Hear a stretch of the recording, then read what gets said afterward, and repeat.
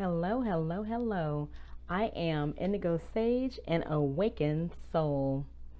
So, as you guys may know by now, but for the newbies, my new sages, I do have a website where you can get all spiritual information that you need and YouTube information, personal reading information. I just gave a sneak peek for my merchandise store, so that's there. You can get it all at Unapologetically Sage. Unapologetically Sage can also be found on Instagram with some of my photography essay photos that I put on there and other inspirational things. Unapologetically Sage can also be found at the Facebook page. And there you get a little bit more of an insight of Indigo Sage, some of my thoughts, some of the songs I listen to. You know, I think I had put happy birthday to me on the Facebook page. So, there you go. You know my birthday and my sign. Anyway, so go ahead and check me out on social media under unapologeticallysage.com. Welcome to your Act Now message from your guardian angels. Your Act Now message features two choices that are causing a dilemma in your life. Your guardian angels are providing the insights in this reading to help you make a choice so that you may act now on your decision. Your Act Now topics will change according to what your guardian angels deem are your highest messages. Allow me to tell you a little information about the designated decks for all Act Now messages. They are As Above and So Below by Barbara Moore. The As Above deck focuses on the nature of universal energies present in the world as it relates to your choices. The So Below deck will be used as clarifiers for the As Above deck. The So Below deck will show you how the universal energies play out in our everyday life, as well as how we experience the elements. There are 5 cards providing insight. They represent the past, present, best, worst, and what's to come as it relates to the situation. With that being said, let's sage this out. Past is the goddess. The goddess can be a mother, a huntress, a destroyer. She's like a diamond. She comes to us with many facets. The goddess is connected to moon energy, which is mother energy. Her cycle is 28 days like the moon, which means it doesn't take long to see her many transformations. The goddess is the Empress. She represents the creation of life, romance, art form, or new business. So the past means you could have given birth to any of those things or ideas. Present is 8 of water. This choice focuses on death and rebirth in the present situation. Your guardian angels ask that you check in with your intent behind this decision. This card is here to make sure that you are aware that this decision will have long-term ramifications. Remember, there will be a death and rebirth. The best of the situation is 7 of Earth. And here is a time where I am going to encourage you guys all and actually remind you guys all, because I say it during every video, to pay attention to the imagery. This is one of my favorite cards because the imagery is so beautiful. And the card is represented by sea creatures. Okay, so the best is represented by 7 of Earth, which is represented by sea creatures. But just pay attention to the imagery, because anything can stick out to you, anything can mean something to you. The way you interpret the imagery can be, and most likely will be, completely different than another person interpreting the same exact imagery. Okay, so just take it in what it means to you.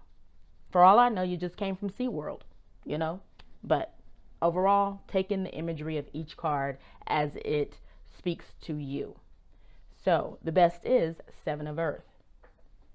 Now is the time to be extra sensitive to the energetic flow around you. Experience things differently than normal. Recognize that this is a new situation and adjust your perceptions accordingly. Communicate with grace and tact so that you do not upset the balance of your environment. The best is you will connect with the ebb and flow of this situation. And speaking of imagery, take a look at her. Crone of Earth is the worst of the situation. Crone of Earth. Earth gives physical form to our spiritual journey and helps us connect concretely to the wheel of life. The Crone of Earth lays the earth to rest. That's right, you heard me correctly. The Crone of Earth lays the earth to rest. The time has come for regeneration by way of death. Crone of Earth, she brings death to the situation, okay? She's in the worst position, and I will expand more when we get to the clarifier, okay? Which is how you're experiencing the elements here on Earth, so in your everyday life. So, but just know that the Crone of Earth brings regeneration by way of death, which also refers to the death and rebirth from one of the cards earlier. I think it was in the present position. All right, so let's keep going. Here we are at what's to come, but I forgot to mention that the card that represented the past, which was the Goddess, is a major arcana card.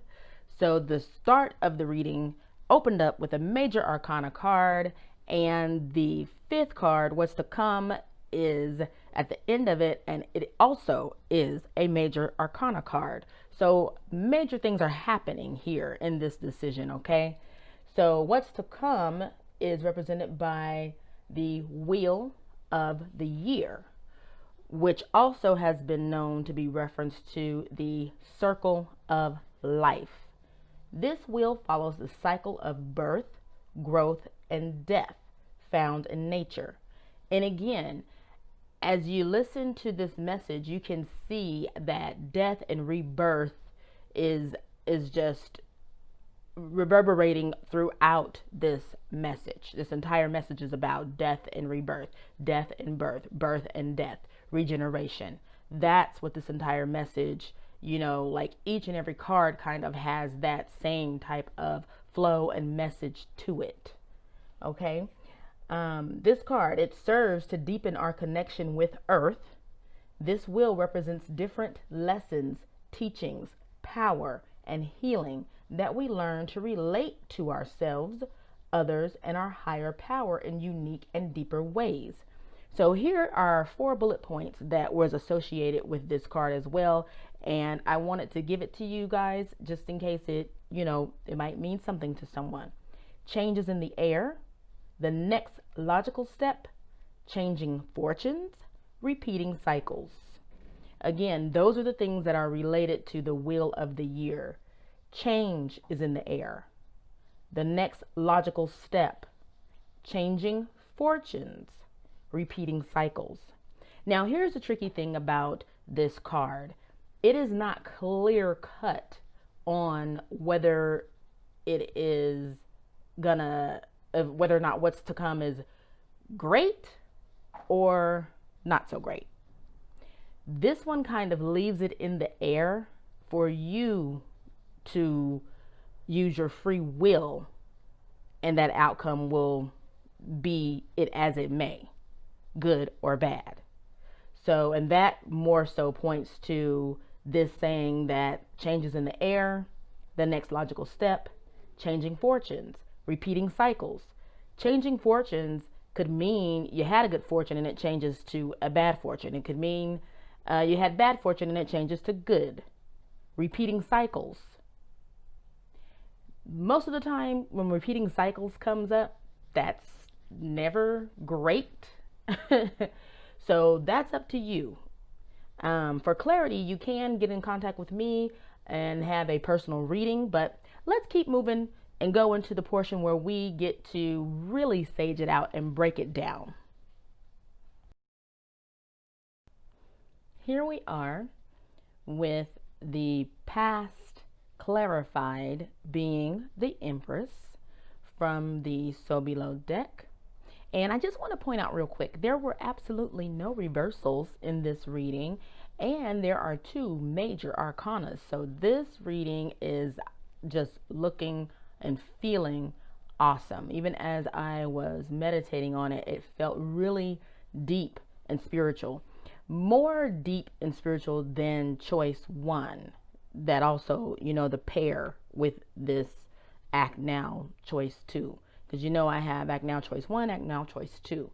Act now choice 1 was more surface, you know, more of something immediate and going on in the everyday life, but choice 2 feels way more like on a spiritual level, is how I am experiencing choice 2 as I was meditating on it.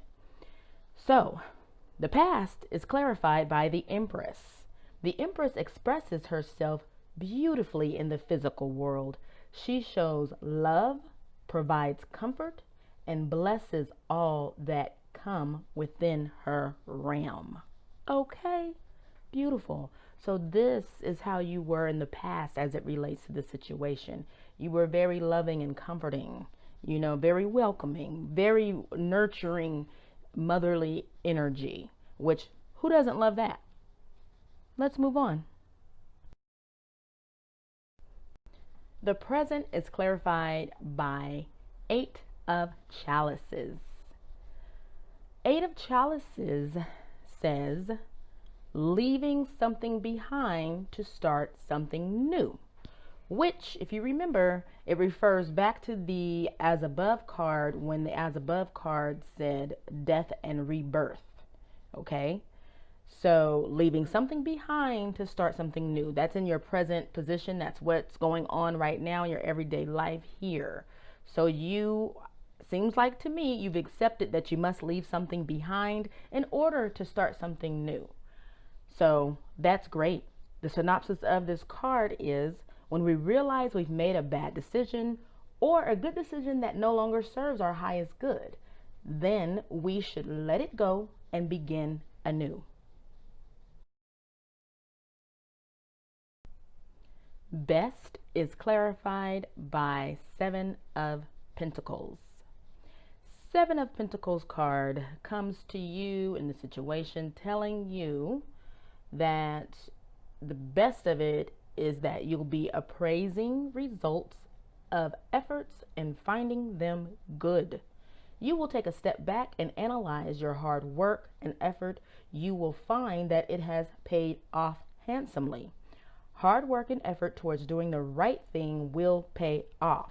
So please don't be tempted to take the easy way out, okay?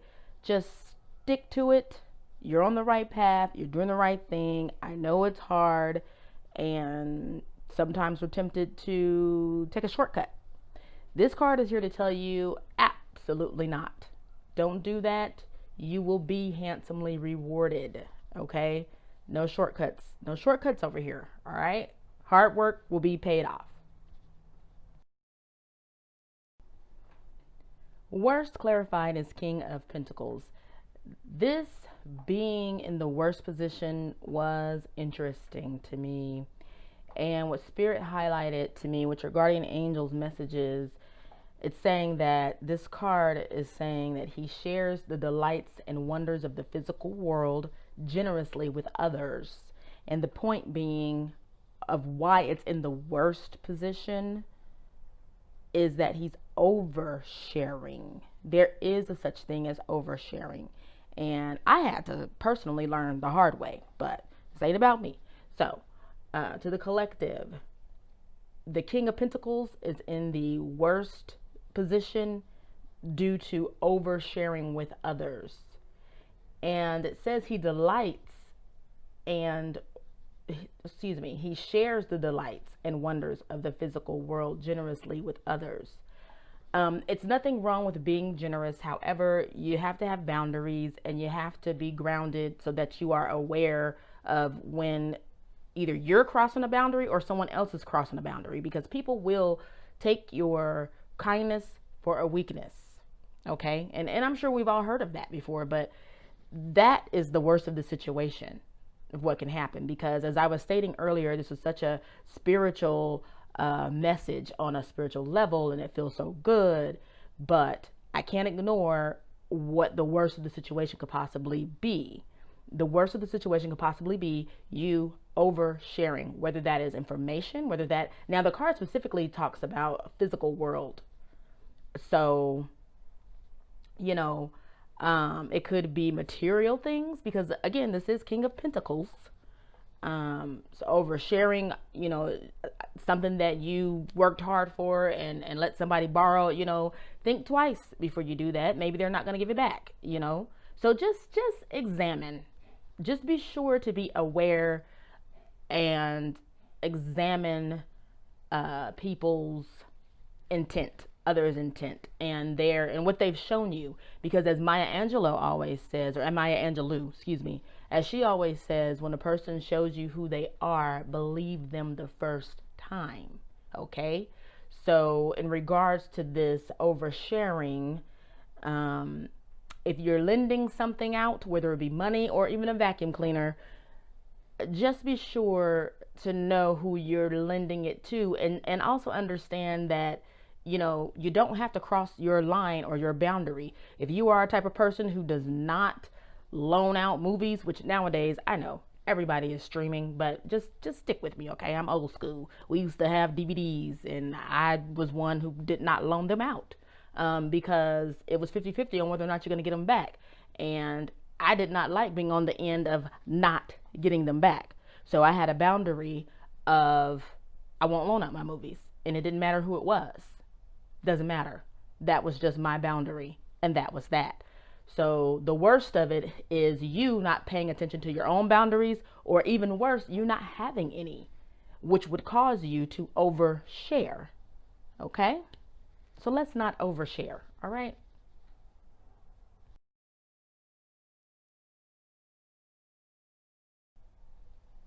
What's to come is clarified by the wheel. You are aware that the wheel is always in motion and forever changing. I am going to repeat that because this is of the utmost importance for this entire message to help you with your choice to decision that you must make and act now.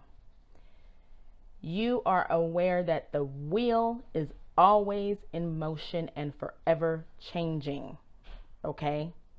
Always in motion and forever changing. You're aware of it, which is great. So I'm going to put this in there. Act like it. Act accordingly. Okay? You stabilize the center of your heart so that you are not upset or alarmed by the natural changes of life. This person knows beyond a doubt that when one door closes, another door opens. Death makes room for birth.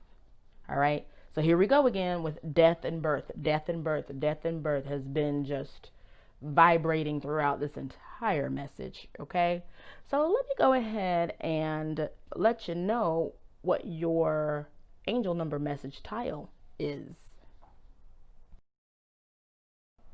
Your angel number message tile number 7 is telling you that you've overcome obstacles and your success has been realized. You are on the right path. Your guardian angels would like for you to further develop your personal spirituality while encouraging others to do the same. Continue to learn new skills. Do not ignore your intuition and step out of your comfort zone in order to follow your soul mission and life purpose. Okay? Now, one thing I want to say is, well, two things. First, I encourage you to look up in Google angel number message 7, okay? Because it has a lot of information there for you in regards to this situation. I just bring you the highlights as they directly relate to this choice. And I want to point out that some people hesitate to, especially in the beginning on your spiritual journey, some people are hesitant to talk about it, admit it, and they are especially hesitant to encourage others to do the same. I know it can feel weird. I know that when you begin your spiritual journey, sometimes in your circle of friends, you could be the only one on that spiritual awakening journey. And so you may feel alone and you may feel hesitant to talk about it. And you especially may feel hesitant to encourage others to do the same. But I am going to tell you, you should step out on faith. Go ahead and step out on faith and do it, and you will be handsomely rewarded. It just feels good to step into your faith, okay?